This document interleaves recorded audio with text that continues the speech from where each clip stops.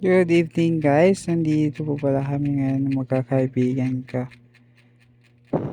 We've tried to visit na makita talaga in person yung pinagmamalaki ng Balolete, yung kanilang Christmas light design.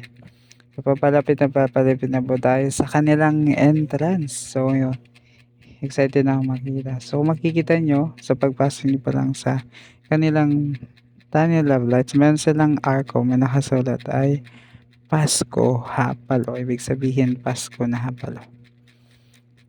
Sa tunnel of lights nila ay makikita mo iba't ibang kulay, may green, blue, yellow, and red. So, papasok na kami ng mga kaibigan ko. Kaya sobrang ng mga ako dahil sobrang madaming tao. Alam mo yung sikip ng pagdaanan mo dahil madami ding nagpipicture sa gilid. Yung mga kaibigan ko nasa likod sila. Siyempre gusto natin maging vlogger, di ba? So, pag vlogger ka, dapat wala ka nangiyaya. So, by the way guys, galing pa pala kami sa Robinsons Malasparas. Dito lang naman yan sa Tacloban. So, shoutout pala sa Yuki V199. So, masarap po yung chicken po ninyong spicy. So, sobrang busog pa po kami pumunta dito. Habang naglalakad kami, madami pong nagpipicture sa gilid ng tunnel of lights.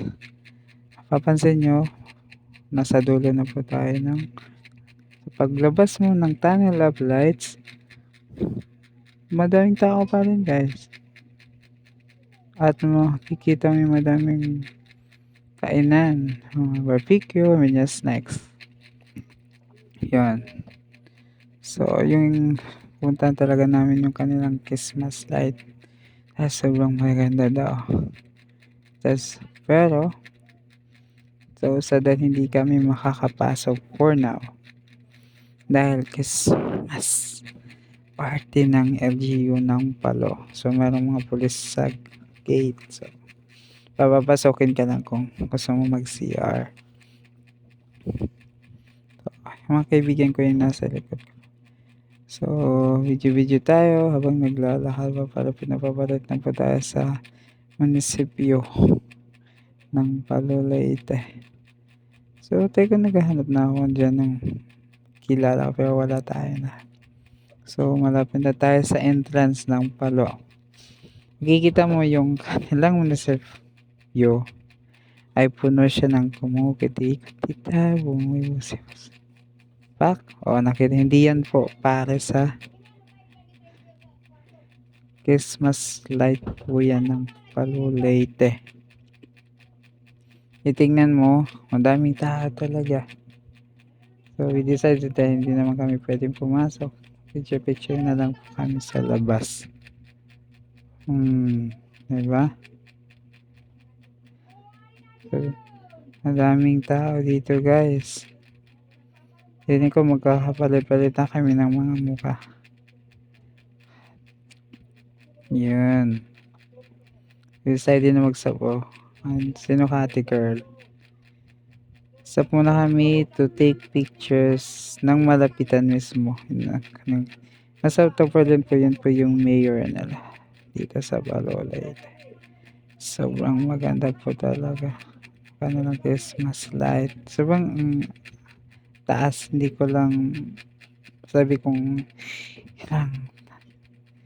So ngayon, dito naman kami pumunta sa likod ng kanilang municipality. So meron din silang mga design dito for Christmas. Umiilaw ng mga tanim. Yung parang nasa Avatar na movie. Ano mo ba yan? Siyempre hindi mo pa yun napanood. Ayan. So pag pumasok ka dyan sa part na yan, sa may puno doon sa loob, kikita mo yung kung saan pinanganak si Jesus Christ sa Sabsaban. Pwede siya sa Sabsaban. Dito lang siya sa Balo. So ngayon, kikita mo siya doon. Ayun, may mga Christmas lights sa gilid din. Picture, video kami na video yung mga kaibigan ko. Yung mga sabog din yan.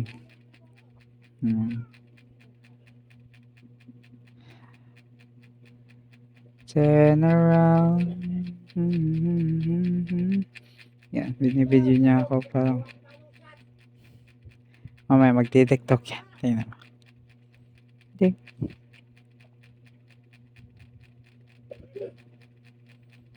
Nahilo na ako dyan. Kaka-tiktok. Sabi niya mas maganda pa daw yung kuha niya kaysa sa ko. I decided na pumasok na talaga. Doon sa may manger. So sabi niya sa pinag si Jesus guys. Ayun. Pasok na tayo. O bago yun, tinas ko muna yung yun si Bibi Boy. Ang lungkot siya. Pasok na ako. Sa pagpasok mo guys, syempre hindi ka nasa labas, di ba pumasok? Alam mo, yung Three Wise Men, and then may mga tao din nagpipicture. So may Joseph and Jesus guys in the manger. So may mga tupa.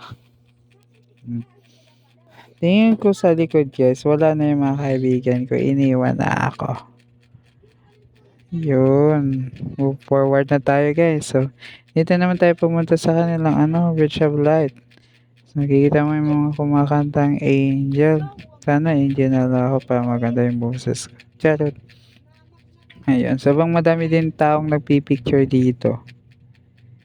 Ayun. Picture muna kami daw. First time ko makakita ng bridge na mayroong ganito.